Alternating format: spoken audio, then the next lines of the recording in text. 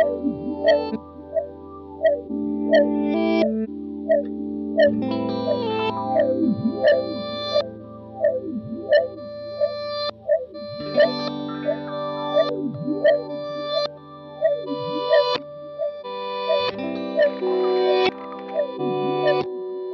certa indignitat des del punt de vista de lo que és una resposta com correspon per part de les autoritats, no? De no tirar la tovallola, no llançar-la i de pensar que és possible encara albirar justícia, no? O tenim l'experiència de les mares de la Plaza de Mayo d'Argentina, no? Que demanen justícia i transparència de realment el que va ocórrer. És una necessitat, no? I no renuncien a poder veure que això es puga a poder veure-ho, no? Perquè és que seria com no sé, fer justícia també a totes les víctimes. Gent molt diversa me diuen, si senteu alguna cosa, m'he sentit orgullosa de formar part d'això. És la primera vegada que aconseguim tenir un poquet d'orgull de pertànyer on pertanyem.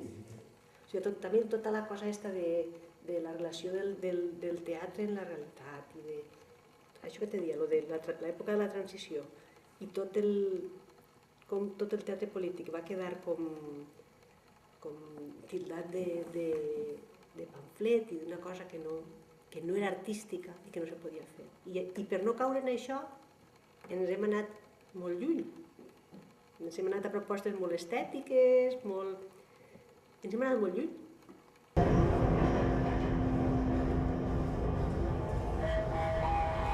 Fent-lo puja a qualsevol moment i m'entra pena.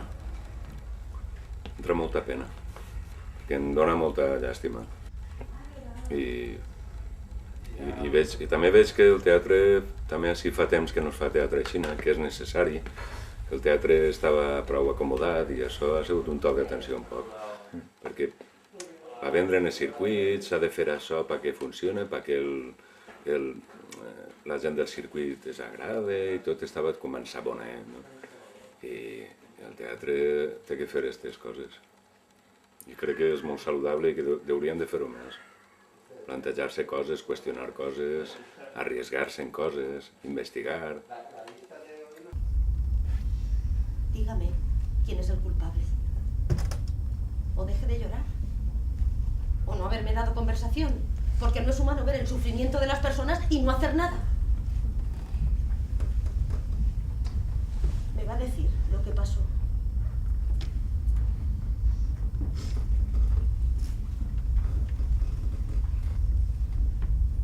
¿De verdad quieres saber? ¡Ay, pues claro! ¿Quiere que siga pensando que aquí se viene a comer arroz y a la ciudad está de la ciencia y no pasa nada?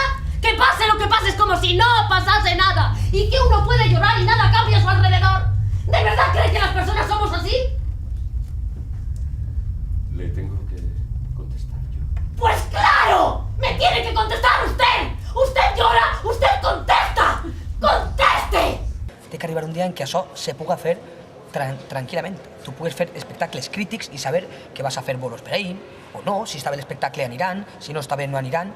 Aleshores tinc com aquesta doble sensació, no? Com a actor, aquesta satisfacció. Al acabar el treball i dir, s'hem atrevit a fer alguna cosa que de normal no s'atrevim, però perquè no ens deixen atrevir-nos, i al mateix temps això me dona alegria i tristesa, no? De dir, bé, quin dia podrem fer això amb tranquil·litat? I no depenga del que diguem, sinó de si el treball és bo o roïn per a que la gent vagi al teatre. Hay dos partes de la obra que a mí personalmente me han gustado mucho porque creo que reflejan muy bien, uno, lo que ha pasado con el metro, y es cuando el niño le está explicando, el joven le está explicando a su padre que se va a la manifestación y el padre le cuestiona, ¿pero por qué? ¿Pero qué querían? ¿Pero la culpa de eso fue un accidente? Tal, y el hijo dice, no, es que una cosa es la responsabilidad de antes del accidente, haber tomado las medidas para evitarlo, la responsabilidad del momento del accidente, en el que quizá la velocidad sí que fue por lo menos un detonante, y la responsabilidad sobre todo en la gestión que ha habido del accidente, que es donde creo que el gobierno valenciano ha perdido los papeles, ha demostrado una insensibilidad total con los afectados y ha estado carente de toda ética. És que no acaben d'entendre què és el que passa. Va ser un accident, no? El conductor... El conductor està mort, pare. Sí, però Canal 9 va dir... Canal 9, mira, Canal 9 a mi em bufa uno. Mira, una cosa vaig a dir-te, Tu pensa el que vulguis, pensa com vulguis, eres molt lliure. Però si vols un consell... Va, pare. Sí, atén-me. Soc ton pare i només vaig a dir-te una cosa. No et signifiquis. Que no et signifiquis. No cal que estigues ahí en primera fila. No cal que isques ahí en la foto. I si jo haguera anat en eixe vagó? Tu no anaves en eixe vagó. L'emoció més forta era com sentir-me part de tot això avui, com sentir-me molt orgullós de la meva professió, del grup professional a què pertany.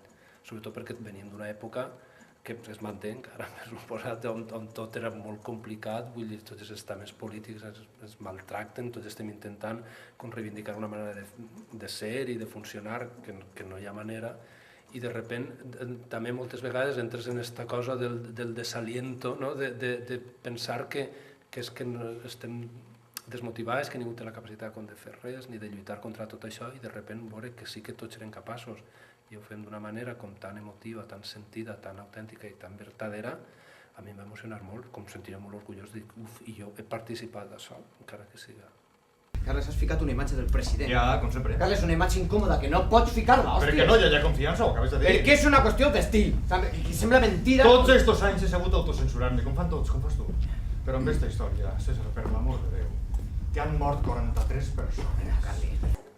Més perquè també feia falta que d'una volta per totes trencarem aquesta barrera de dir les coses que pensem, de veres, no?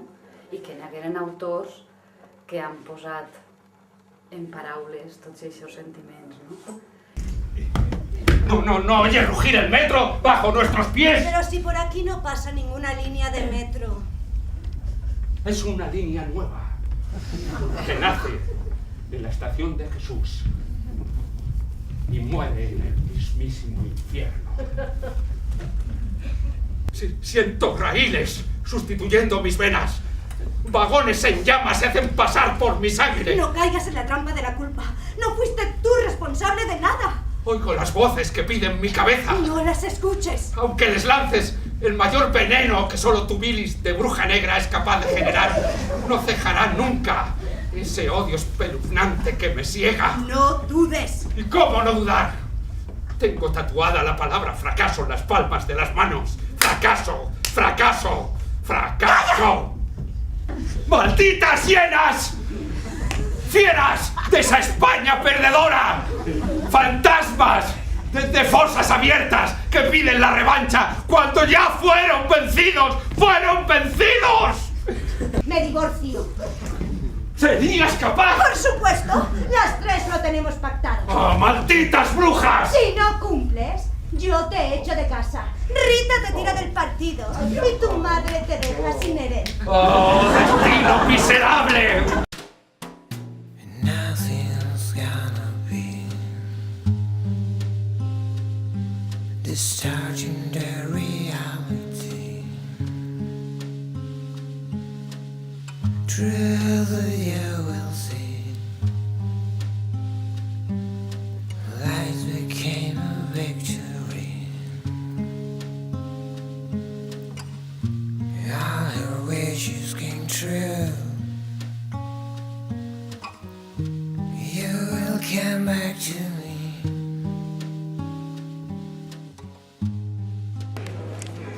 No sé, te das cuenta de la soledad.